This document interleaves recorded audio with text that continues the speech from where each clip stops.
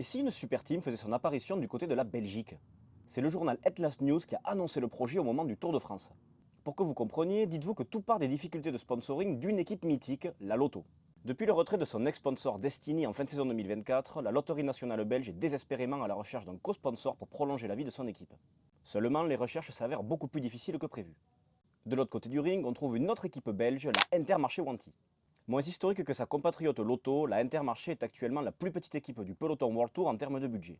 Et dans un monde où les millions affluent du côté de certaines équipes, sa situation est plus que délicate. Du coup, si on résume, besoin urgent d'un sponsor sérieux d'un côté et de plus de moyens financiers d'un autre. En s'unissant, les deux entités pourraient trouver des solutions à leurs problèmes mutuels. Ainsi, le projet d'une fusion semble acté, il ne reste plus qu'à l'officialiser maintenant. Mais cette fusion annonce tout de même de grosses interrogations. Quels seront les coureurs conservés? Car pour rappel, il y a actuellement 18 coureurs sous contrat avec la Lotto pour 2026 et 20 du côté de la Intermarché Wanty, soit 38 coureurs. Et au total, une équipe World Tour ne peut employer que 30 coureurs. Qui seront donc les sacrifiés de l'histoire? Ensuite, quel va être le nom de l'équipe? Lotto Intermarché, Intermarché Lotto ou bien un tout autre naming? Quelles seront les couleurs de l'équipe? Et enfin, qui va la diriger?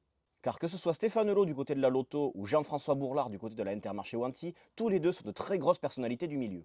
Et vous, du coup, qu'en pensez-vous? Cette fusion est-elle une bonne chose pour le cyclisme belge? Dites-moi en commentaire ce que vous en pensez.